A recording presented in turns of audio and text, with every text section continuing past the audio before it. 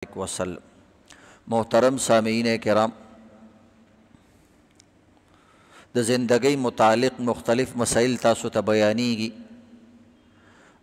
The they the पारा च ज़मंग औ स्तासु ژوند द कुरान औ हदीस औ द शरीयत मुताबिक शी च ज़मंग औ स्तासु ژوند द कुरान औ हदीस द शरीयत मुताबिक शी नो द दे ब फ़ायदा दई च अल्लाह ब ज़मंग न खुशाली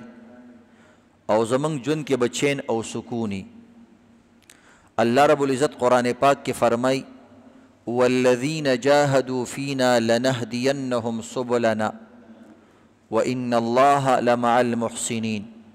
वही कम कस चे ज़मंग पर लार की ख्वारी कई ज़मंग द पारा ख्वारी कई मंग दबाने लारी कुलाओ नो लारी कुलाओल मतलब दादी यो जिकिम दबाने दसे सख्त न राजी च मुकम्मल लार पे बंदिश। दुनिया की मुसीबतों न अर्छा बांधे राजी मुसलमान काफिर हर किस्म खल को बांधे खुद मुसलमान जहन न परेशान कीगी तासुगर सख न सख कारूशी न मुसलमान ता अल्लाह रब्बुल इज़्ज़त ईमान वर्कड़े प तकदीर बांधे च प तकदीर ईमान रावड़ा न बस दा वही मन तकदीर की लिखलियो असे बम के दा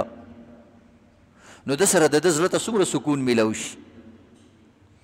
औ दा कम इज़्ज़तमंदो च गैर दीन खलक दी ईमान अकीदा नहीं द तकदीर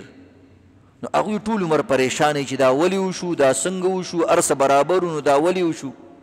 मंग अवतास अकीदा द चरस बराबरी बेम अल्लाह बास कारू न कई सोगवाड़ी च मरशम मरशी सोगवाड़ी जम दुकान दे खराब शी यबसुतुर रिज़्क़ लिमन यशाउ व यक़दिर। अल्लाह कल ना कल द सड़ी रिज़्क़ ढेर की कले कम की दा पे चेक कई औ दा मंगम कऊ दसे च कल मंग द बची तरबियत कऊ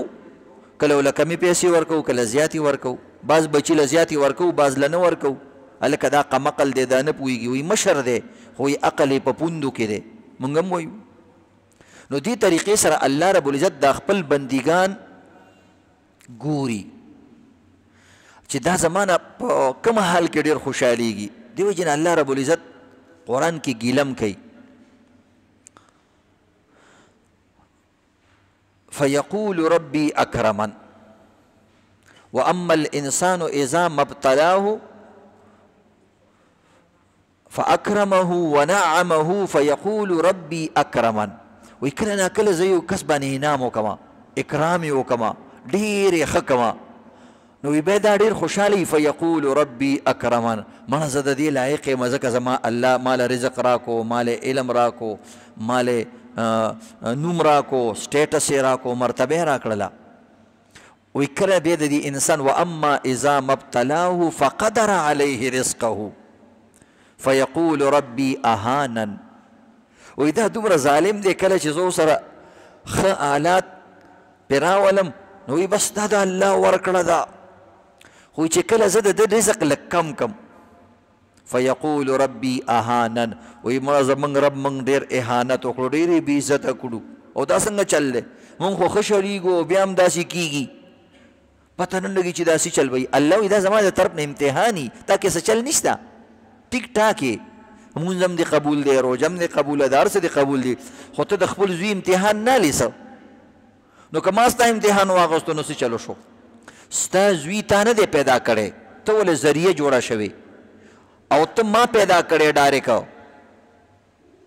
नो चित्तो दचा न पार ज़रिए जोड़ा शवे तो दाखो सुमर इम्तिहान वाले मसलन शागिर्द लचकम दे तो सिर्फ तनख्वाह वर्के खुसुमर इम्तिहानों ने आले कल और तक गले कुलावा प्रे दे कल और तक माल दासी उरानी जाल प्रे दे शगोरम च ज़मा दा शागिर्द खोगला न कई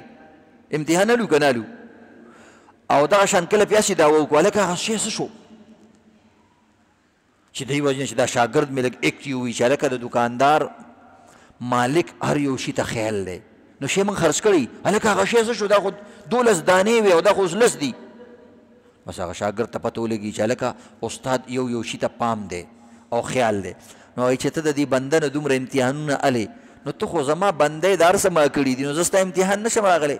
फ़यक़ूलु रब्बी अहानन वही मना रब मा सरखो नकड़ा नो दी वजह इज़्ज़तमंदो अल्लाह रब्बुल इज़्ज़त ज़मंग औस्ता सो इम्तिहान अली नो दे इम्तिहान द पारा अल्लाह आमाल रा ली गली मुंजे रा ले गले ज़कात रा ले गले मामलात रा ले गली हुकूकुल इबाद रा ले गले ګینې الله رب العزت داسې هم کولی شو چې یو شی هم نه وی رالیږلی او موږ ته چې خورئ څکئ او ډکېږئ او تشېږئ او بس بیا راځئ خو دا خو هېڅ زندګي نه شوه که نه دا خو د زناورو زندګي ده نو د زناورو زندګي ته موږ څه زندګي وایو نه ښه ښایسته زناور دی او ښه مزېدار ګیاګانې خوري خو څوک یې چېرته صفت خو نه کوي وایي مړه روکې که نو زناور دی نو څه شو چېرته حکومت یې ونه چلو چېرته دوکان یې ونه کو چېرته واده یې ونه کو چېرته اوټونه یې ونه ګټل دا څه شی دی هسې خر دی وایي مړه نو چې انسان څه کې نه د انسان په خپله د انسانان هم یو بل ته وایي مړه هسې خر دی هېڅ کې نه دی نو د زناورو زندگی په نسبت د انسانانو هېڅ زندگی نه ده صرف زمونږ او ستاسو دپاره استعمالیږي نور خو پکې څه نشته نه غریب وزیر اعظمي ولیدله نه ګورنري ولیدله نه چې کوم د یو ماشوم باندې چېرته مشري وکړه ماشوم ته چې لږ داسې رابرن شي چې هغه ورته چوکه ونیسي بس بیا منډې وایي په هېڅ کې نه دی څه به وکړي الله داسې پیدا کړي نو اصل خو انسان دی نو د انسان د امتحان دپاره الله عبادات راولېږل معاملات یې راولېږل حقوق یې راولېږل مشري کشري راولېږله حکومت کول دوکانداري کول نو دې کې به څنګه چلېږي الله سره خپل دستاویز خپل قانون خپل آیین هم راولېږلو که دغه طریقې سره یې کې نو صحیح ده بیا تاسو عجیبه خبره وګوره واورئ که نه قرآن او حدیث مسلمان چې په کم ملک کې اوسېږي یو شان دی یو شان دی اسانې طریقې دي د هر چا دپاره ګران حسابونه هم پکې نشته دی یو ځل چا تپوس کو یسألونک عن الاهله نبی علیه السلام ته دا میاشت څه دپاره ده وایي قل هي مواقیت به دا د وخت پېژندلو شی دی اسان کار دی روژه به کومه میاشت کې نیسي چې حساب کتاب به څنګه کوو جنوري فروری ما ته نه یادېږي وایي دا سترګې دې سپوږمۍ ته کوه چې پوره کېږي بس میاشت پوره شوه چې بیا نیمېږي نیمه میاشت کمه شوه چې بیا ختمېږي نیمه میاشت ختمه شوه چې بیا راخېږي بیا ده نو پروفیسر صاحب هم پې پوهېږي او دغرنګې عزتمندو زمیدار هم پې پوهېږي اسان حسابونه دي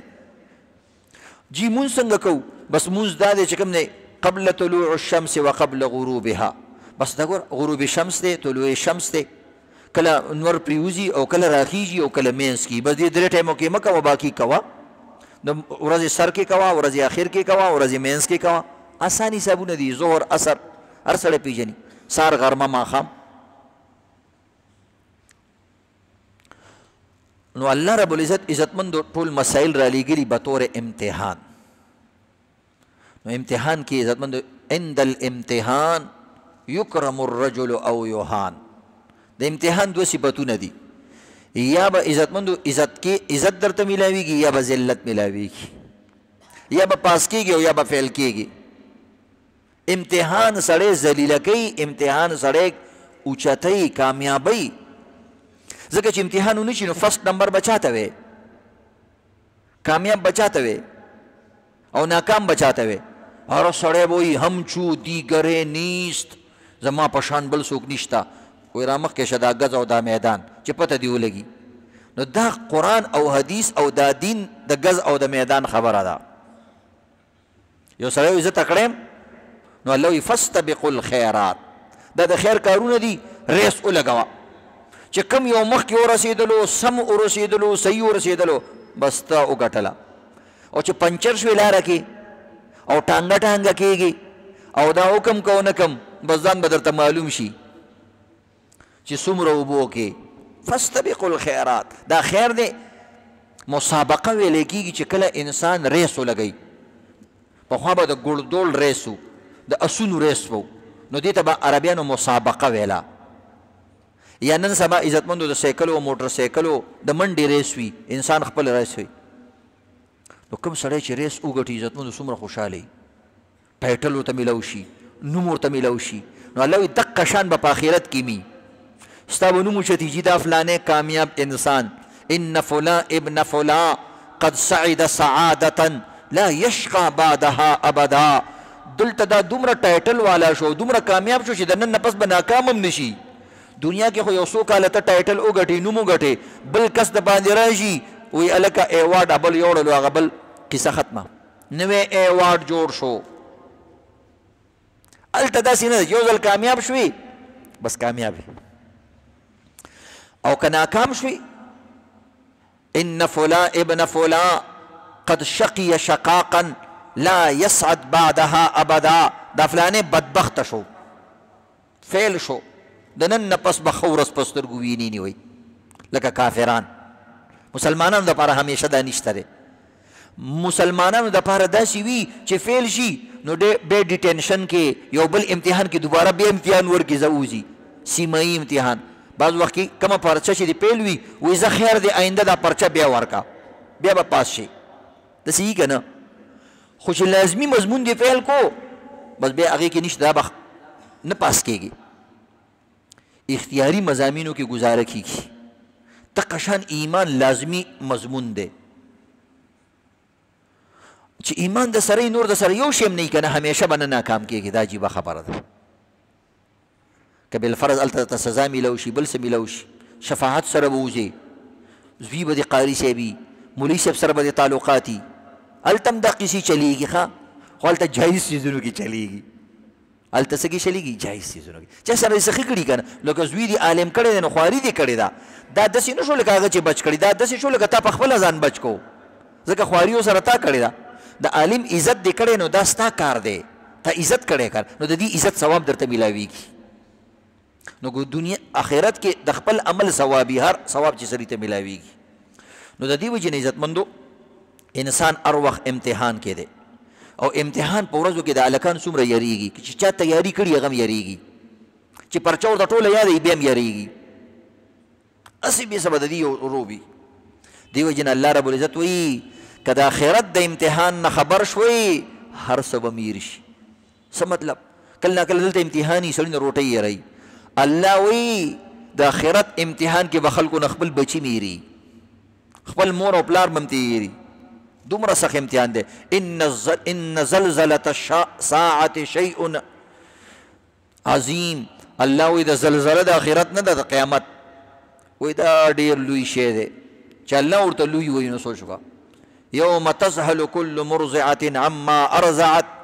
وتضع كل ذات حمل حملها وترى الناس سكارى وما هم بسكارى ولكن عذاب الله شدید. وی عجیبه کار بھائی وی که یو ښځې په خېټه باندې حمل بالفرض مثال موږ ته ورکوي او چې تا ورته آخرت ورځ یې ولیدله وی حمل به دې پرېوځي دومره یری ده.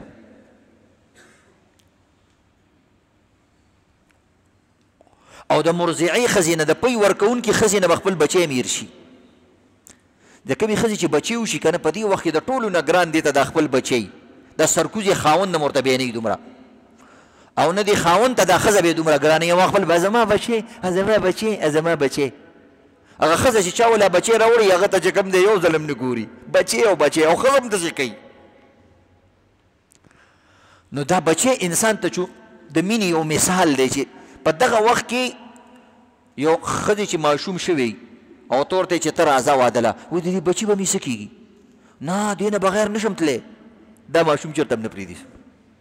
او سات پس وایي بچی څنګه چې پردی بچی هم په ژړا شي خلک زما بچی خو به نه ژاړي. الله وایي د قیامت داسې ورځ ده که نه چې داسې بچی به هم پکې څوک یاد نه کړي. لکه ماشوم ورته مخامخ پروت وي یو تصور موږ ته ښیي او د قیامت ورځ ده یو ماشوم دی یو ښځه راپاسېده وړوکی ماشوم ورسره غی کې دی مثال ښیي او یکدم د قیامت ورځ پې برپا شوه راله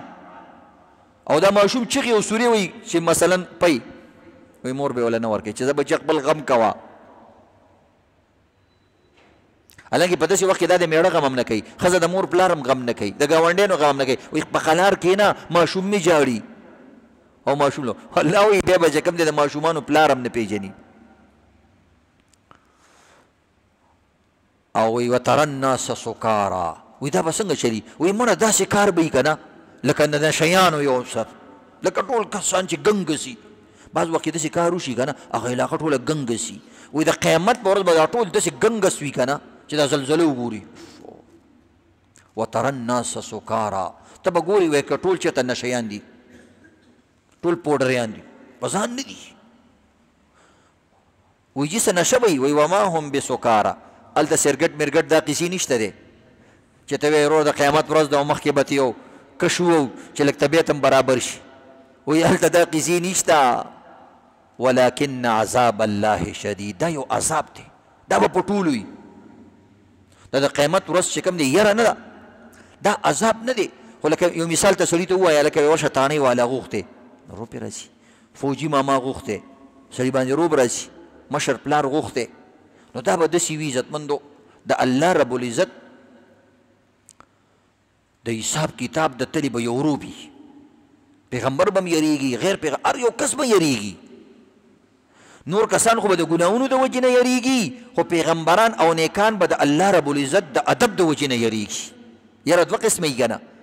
یو د مجرم یره ده او یو عزتمند د عزت یره ده. لکه تا ته څوک وي پلانی صاحب راغلی ته پاڅېږې یره یره کې، هلکه ولې یریږې؟ یاره ډېر محترم کس دی، ډېر عزتناک کس دی، چېرته بې ادبي ونه شي، خفه نه شي. نو د الله نه به داسې خلک هم یریږي. الله دې موږ په دغه خلکو کې شامل کړي چې د ادب د وجې نه د احترام د وجې نه را باندې یره راشي. الله به نور هم خوشحاله زما دې بنده څه کړي هم نه دي اوسې یریږي. دې کې انسان سره نور هم د الله مینه زیاتېږي. وایي کله چې انسان جاړي د الله مینه سره زیاتېږي، کله انسان په بدن باندې ویښته ودرېږي د الله مینه د سره زیاتېږي چې ګوره زه رحمان یم، زه رحیم یم، زه غفور یم، زه ودود یم، مینه کوونکی یم، زه لطیف یم، زه ډېر مهربان یم. او د انسان زمانه بیا هم یریږي نو الله خوشحالېږي. نو بهرحال خپل اعمال درست کول دي عزتمندو، دا په امتحان کې د کامیابۍ نښه ده. چا چې ځان سره کامیابي وړي، مونځ یې صحیح وي، زکات یې صحیح، او دغه رنګې حج عمرې صحیح، اخلاق یې صحیح، او نورو کسانو سره رویه صحیح وي، دا کامیاب دی. لږه ډېره یره د قیامت پر هر چا باندې به راځي، خو چې اصلي بیسک چې کم مواد دي او بیسک کم تیاری ده چې هغه تا کړي، بنیادي تیاری دي کړي، بس بیا ورځه بسم الله کوه. نو د دې وجې نه تاسو ته مختلف اعمال بیانېږي چې مونځ به څنګه صحیح کوئ او دغه رنګې عزتمندو زکات به څنګه صحیح کوئ. نو دې حوالې سره ته د مونځ یو څو مسلې بیانو. بعض کسان تپوس کوي چې بی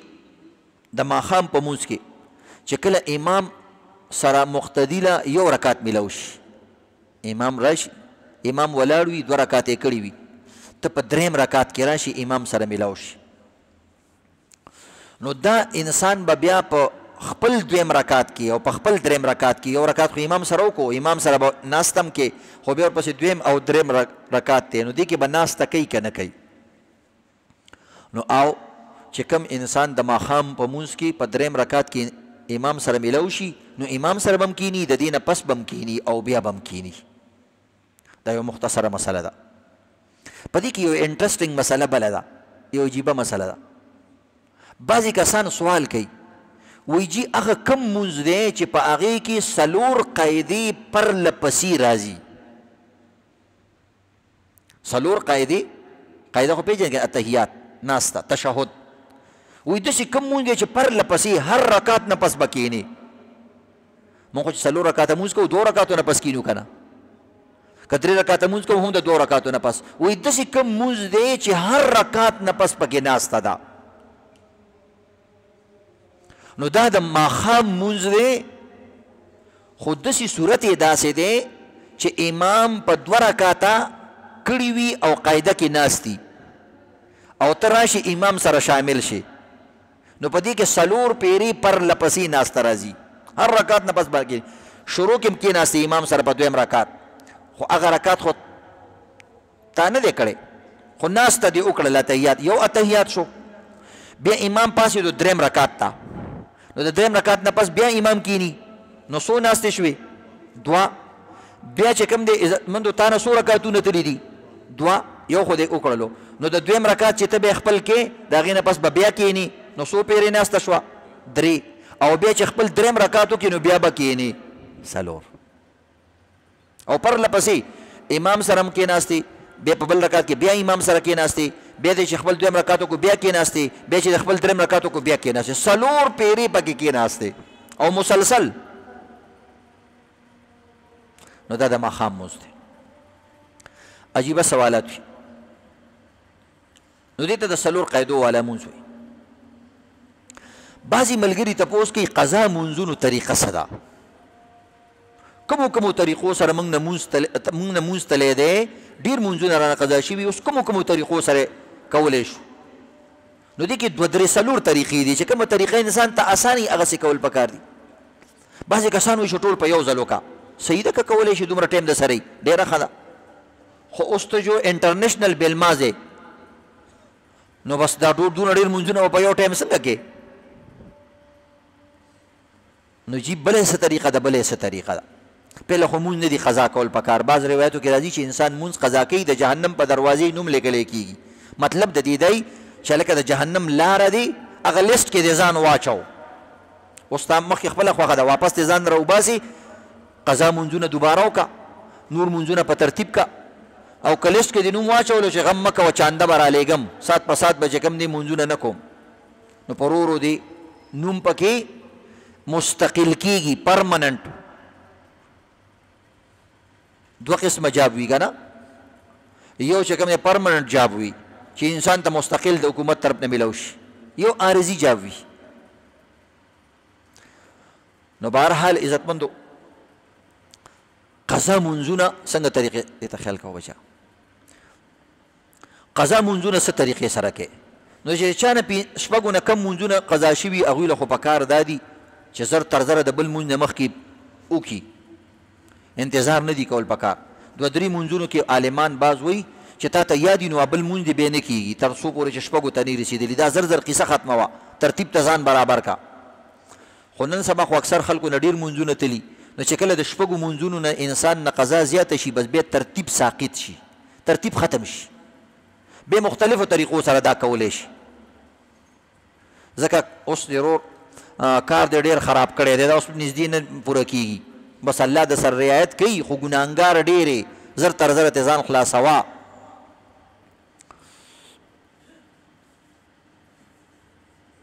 نو یو طریقې دا د عزتمندو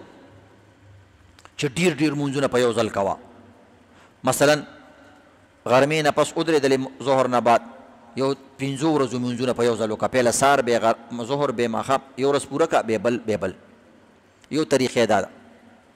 یو طریقې دا د عزتمندو چا نه ډېر مونځونه تلي نو بعض وخت کې چې هغه پرله پسې کوي نو ورځې تېرېږي چې څو ورځې شوې او څو ورځې نه شوې نو داسې چلو که چې د سهار مونځونه جدا کا د ظهر جدا کا د مازدیګر جدا کا اندازه ولګوه چې مثلا سل مونځونه رانتلي دي د دومره ورځو دي او سل مونځونه شو ځان سره یو کاغذ باندې یا موبایل کې ولیکه ځان ته میسج وکړه بېلمازه سل مونځونه درته پاتې دي څه کوه او بیا چې کوم دی چې څونه پکې بېلمازه 5 مونځونه تې ووتل د خدای شکر وباسه دا ځان ته پخپله باندې داسې میسج کوه نو څه نه څه عبرت به هم درته هسې لیکنی شي کولی خیر چې کوم مونځګزار یې هغه ته وایه نو پهله ته د سهار مونځونه ټول وکړه د سهار مونځونه ټول په ټولو مونځونو کې یا په سلو مونځونو کې اول مونځ کوم په ټولو مونځونو کې دویم مونځ کوم داسې ویلی شي یا داسې ویلی شي په باقي مونځونو کې اول مونځ کوم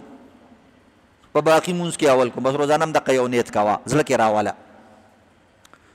یا د اخر نه هم شروع کولی شي ټولو مونځونو کې اخیري کوم بیا ورپسې بیا ورپسې بیا ورپسې دا طریقه هم ده درېیمه طریقه دا د عزتمندو چې به 5 وخته مونځ کې بس یو مونځ سره کوه د سهار مونځ چې کې یا سره 5 د سهار مونځ قضا کوه چې غرمې مونځ کې ظهر مونځ کې 5 سره د ظهر مونځونه کوه 3 سره کوه ځان نه چې څومره ترتیب جوړولی شي څومره ټایم ورکولی شي یو خو کوه دې طریقې سره خپلې ورځې وشماره نو چې کال دې پوره شي نو که تا نه د کال مونځونه تلي بس د کال مونځونه دې راسر کړه خو دا دی چې کال خو وپایې که نه ژوندی خو پاتې شي که نه نو بهتره دا دی چې زر هغه وشي عزتمندو نو دا یو بل بعضې کسانو ته یو بله مسله راپېښېږي او دا مسله صرف په رمضان کې راپېښېږي په رمضان کې داسې وي چې دا وتر خلک امام سره کوي نور عام اوقاتو کې خو وتر ځان له کوي نو کله داسې وخت کې راشي چې امام 2 رکاته کړي په 3 رکات کې شامل شي نو په 3 رکات کې هغه دوای قنوت اللهمین نه ووایي بیا اوس دا حیران چې لکه دا 2 رکاته اوس کومه نو د وتر خو په 3 رکات کې دوای قنوت وي او تکبیر وي نو اوس هلته خو مې کړی خو هغه خو زما 3 رکات نو نو اوس یې د 3 رکات کې بیا دوباره کوم که نه کوم بنده حیراني دوو ځایونو کې سړی ډېر حیرانېږي د مونځ په مسلو کې یو د وترو دې مسله کې بل چې کله د جنازي په مونځ کې سړی منځ کې راشي بس وار پارتې خطی چې اوس به څه کوم او پته ورته نه لګي چې څومره کم تکبیر دی هغه هم درته بیانو نو په دې کې په وترو کې بس اسانه خبره ده یو ځل د تکبیر وکړلو اللهمین دی ویله اوم دریم رکعت هغه هم ستا هم دریم رکعت دی څه خبره نشته دریم ناول نه جوړېږي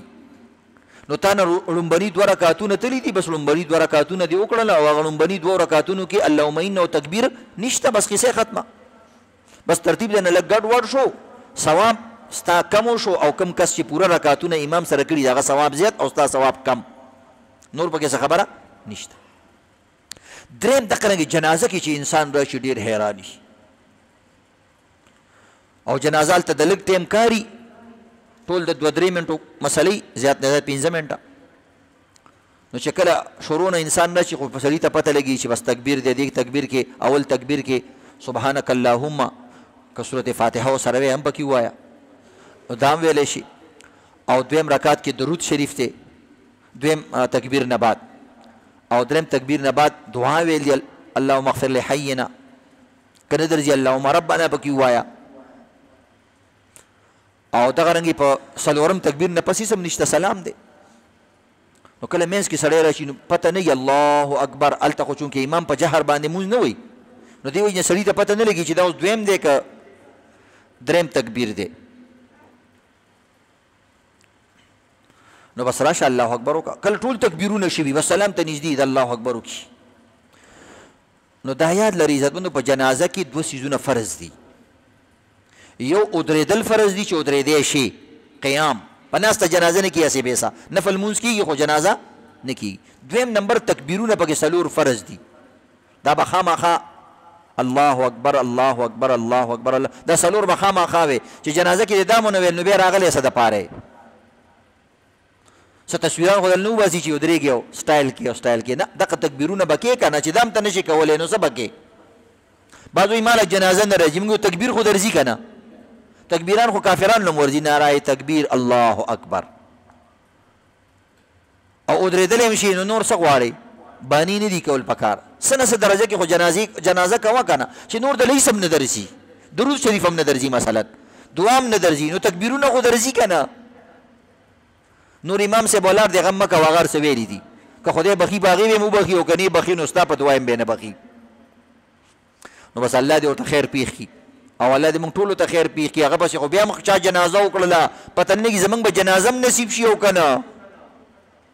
دی وجې نه د جنازې په دعا کې اول به د ځان فکر کې راغلی مړي له خو چې دعا کې اللهم اغفر لحینا خدای پاکه ما ته خیر پیښ کړي دا خو لاړو خو چېرته موږ چپه نه شو بې ټیمه یا بې ځایه نو الله یا پرېږده قاري صاحب ورپسې ولاړ دی مولوي صاحب ورپسې ولاړ دی مور ورپسې هلته صورت یاسین وویلو او پلار یې ولاړ دی ورونه یې ولاړ دی ته سوچ کوه چېرته هندوستان کې کفري ملک کې یورپ کې جرمني کې داسې ځای کې مړ شي چې د جنازې هم دې څوک معلوم نه وي بیا به څه کې او چاته پته هم نه وي شکل کې خو د فرق نشته دی چې دا مسلمان دی که څه شی دی نو بیا به څه کې او خوند وکړه چې لا د هندوانو په لاس وار شي او تیلی درته بل کړي نو ټوله دنیا هم دې سخته تېره کړې ده کور دې پرېغوستې او بچي دې پرېښي ورڅه دې پرېښي او اخره کې روله لوګې هم کړې دانیا یې کړې نو د دې وجې نه عزتمندو تکبیرونه به کې په جنازه کې نو چې نور د رسم د رضي امام سلام وګرځو ته الله سلام مه ګرځوه په جنازه کې بس وایي الله اکبر که مونځ پکې ویلې سبحانک اللهم زر ووایه الله اکبر او اللهم صل علی محمد الله اکبر اللهم اغفر لحینا ټولې دعاګانې وایه الله اکبر وروسته سلام وګرځوه خو زر زر یې وایه ځکه زموږ جنازه چې وشي وروره ته وایه که چېرته خیرات دی او دا غوبل شي مخ ګورو مخ ګورو څه مخ ګورې د مړي مخ ګورو څه پکې ته ولې څه ورکې که نه ته تې سالې وایي نه جي داسې څه کار خو مې ورسره نشته نو اخر څه چل دی دا چې 3 کاله په دې کټ باندې پروت و یو ورځ چېرته تا ونه ویل چې زه دا مخ ګورم چې سړی خو خراب شوی نه دی چېرته ولې ته تپوس لتلې که څوک درته ووایي چې بیمار دی ورکې که مړه دا مخ یې راباندې بد لګي داسې وایي او چې مړ شي وي دا مخ یې لږ راته وښایه داسې شی شو ټیک ده که انسان ترتیب سره ګوري کتلی شي څه ناروا نه دی نو بعضې سړي عادت یي بس مخ ګورو مخ ګورو نو یو سړي زر رامنډه کړه مخ یې ګورو اول خدای دې غر که ښځه ده ښځه ده لږ سوچ کوه نیت دې نه وتړلې وایي مخ یې ګورو خو بل کي دا د سړي عادت بعض سړي عادت هر څه کې ګوري دا ګوري یو سړی هغه بهر یو شی کاته چا به داسې کوو نو ده به دا رومال داسې کړو چې داسې ګوري لمن کې به څه کړو نو دا عادت و نو یو ورځ هغه تشې میتیاز یې کولې چېرته اودس مات یې وچو ورته داسې کوي بس هغې نه پس ویرېدو بیا به د چا هغه نه کتو هر ځای کې خو بهر شی نه ګورې که نه ته یې ماته وښایه نو بهرحال عزتمندو که څوک ورته بیا وایي چې دا کټ اوچت که د دې مړي بیا وایي جي زه شوګر بیمار یم او زما بلډ پریشر دی او ډاکټر را باندې وزني شی بند کړی دی نو بیا نیغ نیغ کېږي مخکې څه لځي خو زه شاته کښېنه هلته که نه اوس به دې څوک وجقي ټیکه به یې درکړي نو بیا به دې ملا ماتی دا د جنازې په جوماتونو کې عزتمندو ډېر ناروا وي الحمدلله زه چې جنازه کوم د مخکې کسان سټ ناست دي بیان چې ټیټ کېږي بس بیا خلک ترتیب سره ناست دي ګینې دا خو بلې د جنازې په جومات کې چې حیران به شي چې داسې چل دی داسې نه دي کول پکار نو د جنازې تکبیرونه فرض دي تکبیرونه څه ته وایي الله اکبر چې اودس دي نه که نه اودس شریعت درته وایي زه پرېږده مړه ته همداسې خیرن ګرځې دا خاورې ځان پورې راکاږه خو ودرېږه بانې مه کوه جنازه کې بانې مه کوه مونځ کې درته وایي نه هسې بیا سبا ځان پورې خاورې نه راکاږي او د جنازې په مونځ کې درته وایي چې ګوره دا د مسلمان اخري حق دی داسې به سبا ته مرې که څوک دله را نه شي نو خلک ستا قام به څه وایي بیا دومره یو کس خواخوږی نه و چې موږ پسې دې جنازه کې ولاړ وې نو لحاظه نن چې ته بل چا پسې ولاړې په عزت ودرېږه یو څلور تکبیرونه ورپسې ووایه وایي خدایه پاکه ته یې وبخې داسې ووایه ځان ته هم پکې دعا وکړه او که موږ دا مړی قبول کو او دغه رنګې او دا نیکملو یا نیکمله کس ورپسې ودرېدو نو د ټولو مغفرت هم کوم خو لږ حیا سره خو ودرېږئ عزت سره خو ودرېږئ نو دا تکبیرونه به کې بیا به سلام وګرځئ که چا نه پکې تکبیر پاتې شو بس جنازې پاتې شو وایي قضا یې وکړمه شاباسې اوس جنازې کې قضاګانې مداګانې نشته دی نو دا طریقې عزتمندو دا د جنازې دغه دی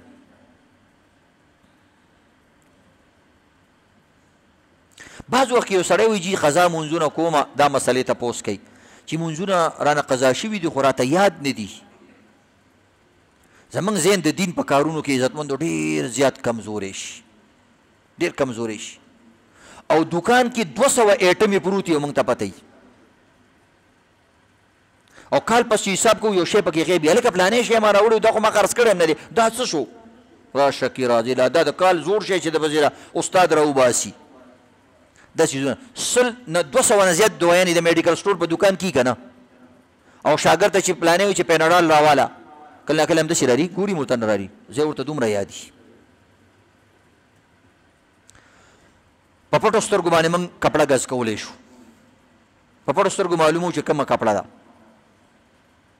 خو عزتمندو د مونځ رکعتونه 4 رکعتونو کې موږ حساب کتاب نشو کولی رانه ګډ وډېږي وایي چې ما ته پته نشته چې څومره مونځونه رانه قضا شوي دي نو موږ یو 2 کسان چې کله په جنګ شي یو پیسې وایي چې دومره روپۍ مې دي بل دومره روپۍ مې دي یا مثلا یو ځای کې حساب کوي چې دا روپۍ مې څومره ګټلې دي یا څومره مې ورکړي څومره مې نه دي ورکړي څه کوې وایي بس اندازه لګو موږ دلته هم اندازه ولګوه خو داسې درنه اندازه ولګوه سپکه اندازه ونه لګې لکه د نورو دپاره چې اندازې لګې 2 قسمه اندازې کله چې موږ د بل دپاره اندازه لګو نه مړه دومره حق یې نه کېږي هسې وایي خو دومره یې نه کېږي نو دا اندازه موږ بل دپاره لګو ځان دپاره نه پردی مال نه خورم خو حق مې دی 100 نه دي که نه 200 دي منه زه څه د بیمه نه خو درته نه ښکارم نو ځان دپاره درانه رحمان بابا م وایي که د انصاف تله چا په لاس کې درکړه نو د بل اس او خپل خر به برابر کړي بیا خپل خر ته م وایي چې دا اس دی نو داسې عزتمندو چې رکعتونه منځونه د نیر دي نو بس وی شماره 10 په ځای او 20 شماره او بس بسم الله کا او قضا شروع کا د قرنګي مونځ کې رکعتونو کې سړی ګډ وډ شي چې 3 دي که 4 دي بس حسابونه مه کوه کم دلته اوس شماره په دې کې د خیر دی او بس 3 رکعتو شماره او 4 رکعت مو سره بسم الله وکړه پوره کا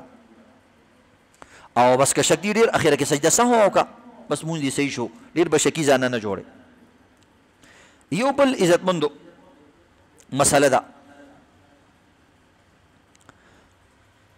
کله ناکله انسان داسې چل وکړي چې د ده ذهن کې راشي چې جمع شوی د جومات کې راشي مونځ وکړي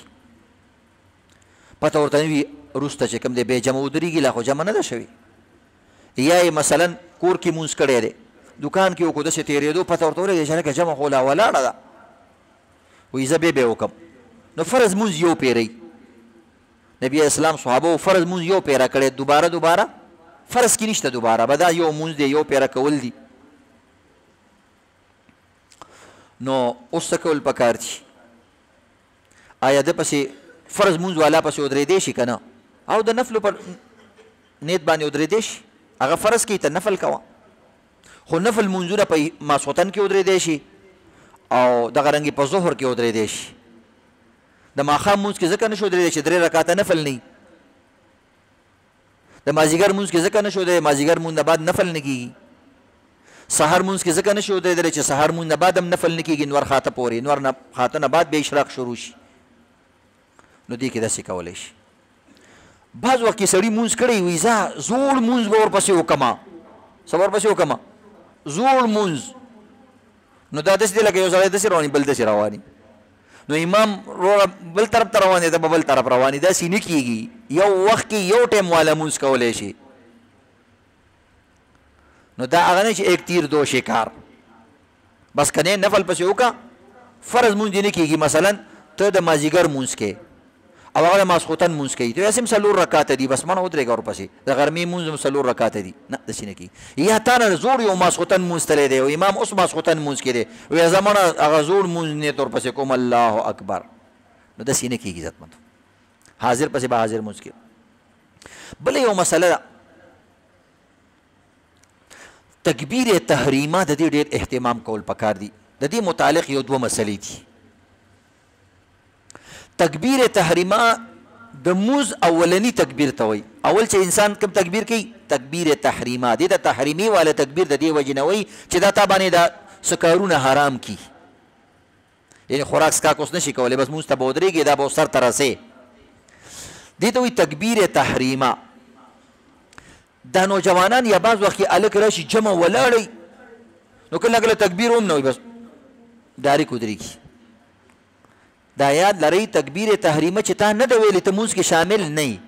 که ځان له مونځ کې که امام پسې مونځ کې تکبیر ویل څه شي دي فرض دي بعض وخت بسم الله وي بسم الله الرحمن الرحیم دې لپاره بسم الله نه ده راغلی څه څاروی خو نه للی چې بسم الله کې د هر یو شي خپله طریقه ده د مونځ طریقه ده الله اکبر الله اکبر ویل فرض دي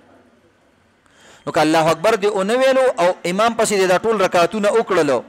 امام سره دې مونځ نه دی شوی یا خو دوباره زر زر الله اکبر ووایه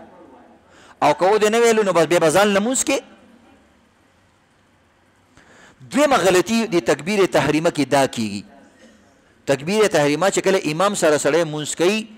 نو امام ودرېږي دې وخت کې اقامت کېږي نو اقامت کې الله اکبر اوازونه یې کړي خیلي الله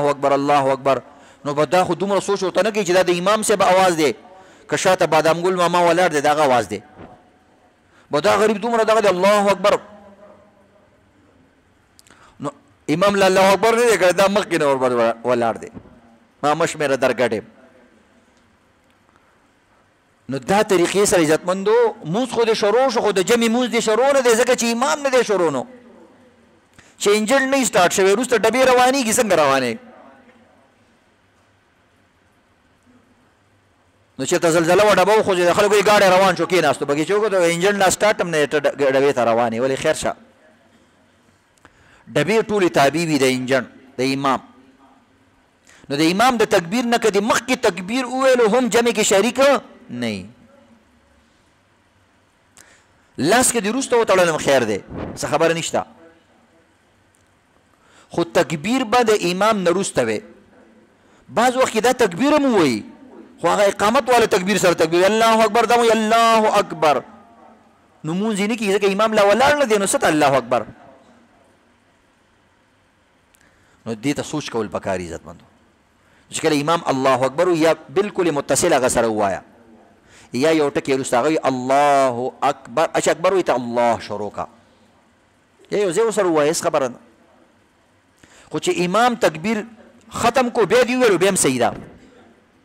متصل مو سره صحیح ده یو ټکی وروسته هم صحیح ده خو مخکې د امام نه تکبیر ویل صحیح نه دي نو دا هغه ځایونه دي عزتمندو چې په دې کې اقتدا نه صحیح کېږي د مونځ متعلق د یو څو مسلې وي دا مې درته بیان کړئ. هغه د جادو والا بیان کې صرف 2-3 طریقې پاتې شوي دي چې څه طریقې سره انسان علاج کولی شي. اب ورته بیا بل جمعه بیان کوي.